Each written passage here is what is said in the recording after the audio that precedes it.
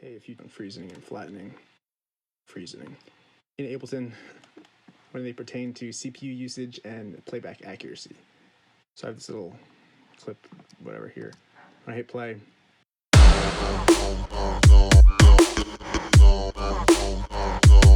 and that's not even with all the tracks actually live playing. I only have 3 of them soloed out. So if I freeze all these,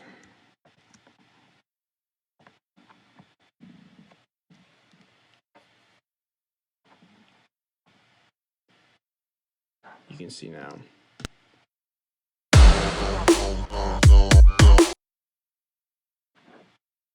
And Ableton says that these are basically audio files, even though they look like blued out MIDI clips, if they're MIDI. The computer treats them as if they are audio files. So now this is what I do as often as possible for CPU usage. You can then duplicate it and flatten this one. Now you have an audio file here. So you can work with that and still have this maybe shrunken down if you need to go back and edit the MIDI at all. That's going to be a lot easier on your computer, on bigger tracks, when it all adds up. Then some things that might pop out. There's this drum buildup that comes before it. And if I take this and freeze it, flatten it, I already did, but I was going to redo it to show that it's clipping. It wasn't in the red over here or down here anywhere, but you can see these tops are all chopped off, which means it's clipping at the audio file. If you want to know by how much, you can then consolidate this clip again, and it'll show you here that it is 3.95 decibels over 0. So you can make that 0.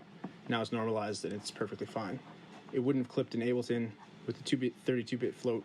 It could handle well over 0, but plugins you put after that audio file would then create distortion. You might not be able to find it, don't know why it's happening.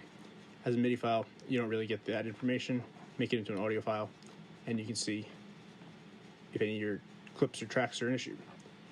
And then beyond that, along the same lines as all this processing adds up, when your computer has to make or render the VST plugin information live over and over, I don't think it's exactly the same as what you hear when you're listening to audio files. So if you take all these and you condense them down so that they are audio files, it's going to have a much easier time processing that information and giving it back to you than if it has to take all of the MIDI information, turn it into audio, and then give it to you. So from here you can go and process further. Where is it? This is another one too. So anything that is moving not on the grid. So this auto pan has a cycle of 1 hertz. Every time you hear that, it's not exactly the same. Even though this shaper pumps it in time at a quarter note, it will be slightly off because this is at 1 hertz. So every time you freeze this and flatten it,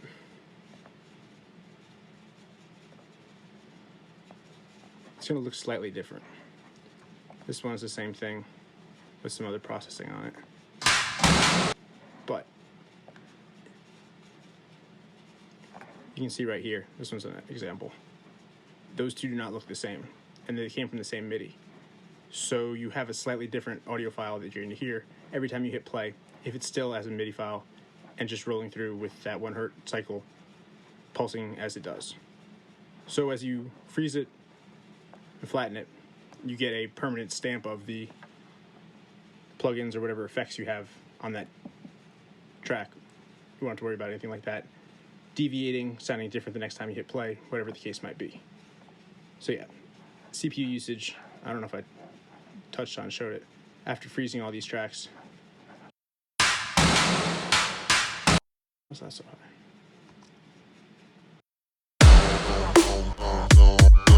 What did I do? Just being a bitch.